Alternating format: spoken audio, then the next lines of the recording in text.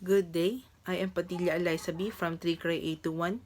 So today, I discuss the explosives. So before we start, we have the two lesson objectives. First is identify the kinds of explosive and the effect of explosion. Second is explain the characteristics of explosive and explosive analysis. So the first topic is what is explosive. So explosive, any substance or device that can be made to produce a volume of rapidly expanding gas in an extremely brief period. So ang explosive, ito yung isang pagsabog ng isang kahit ano na mayroong gas. So dito makikita natin sa pictures yung iba't ibang pagsabog nito. So nakakapinsala siya sa isang community. So in this topic, meron tayong two classifications of explosive. So first is low explosive and second is high explosives. So low explosives are mixtures of chemicals that burn very rapidly, that subsonically as opposed to supersonically. So meaning that they deflagrate. They consist typically of fuel and an oxidizer. The black powder used in fireworks is one of example of low explosive.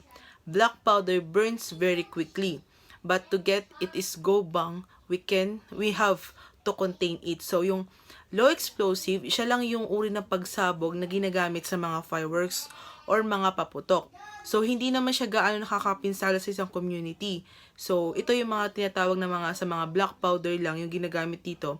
Sa mga example nga po sa mga fireworks. So sa high explosive consists of the materials that typically combine the reacting elements in the same molecule. This allows them to react much faster and they detonate. Detonation involves supersonic shock waves that pass through the materials, causing chemistry that happens quite a bit faster than burning. High explosive do not need to be contained to make their bang. Nitrolysine, trinitropyline, and RDX are high explosive. So, ang high explosive naman is talagang malaki yung pinsala niya kapag ito'y sumabog sa isang community. So, kapag ito'y sumabog, talagang malaki yung pinsala nito at maaaring maraming maapektuhan ng pagsabog. So, the next topic is the kinds of explosive. So, meron po tayong tatlo nito. First is mechanical, second is nuclear, and third is chemical. So first is mechanical explosive. Mechanical explosive is one of the depends on the physical reaction, such as overloading a container with compressed air. Such as device has some application in mining, where the release of gas from the chemical explosive may be undesirable, but otherwise a very little use. Examples include an overheated boiler of the simple tin can be beans tossed into the fire. Boiling liquid, expanding a vapor explosions are one of the type of chemical. Explosion that can be occur when the vessel containing a pressurized liquid is ruptured, causing a rapid increase in volume as a liquid evaporates. So next is nuclear explosive. Is one which sustained nuclear reaction can be made to take place with the almost instant rapidity, releasing large amount of energy. Almost all nuclear explosive devices that have been designated and produced are nuclear weapons intended to the warfare. For example, the atomic bomb dropped on the Hiroshima, Japan in 1945. Containing only about 64 kg or almost 140 pounds of highly enriched uranium. Release energy equaling about the 15 kilotons of chemical explosive. And the last kinds of explosive is chemical explosives. So basically has two types. First is detonating or high explosive, and second is the deflagrating or low explosive.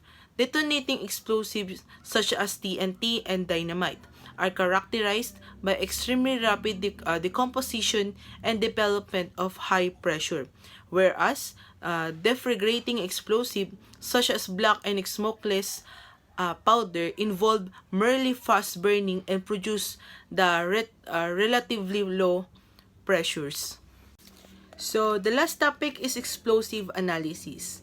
There are two separate examinations performed in the forensic analysis of explosive: identification and characterization of the intact explosives and examination of explosive debris.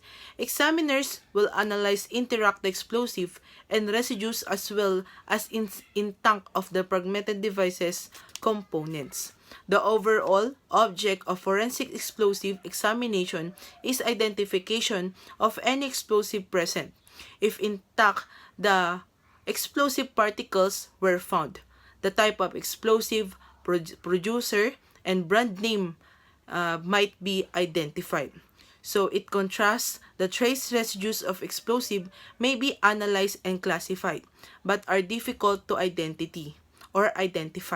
So variables such as ambient temperature, weather, the conditions and temperature and pressure at the time of the explosion all complicate the forensic analytical process. That's all for the day. Thank you and God bless.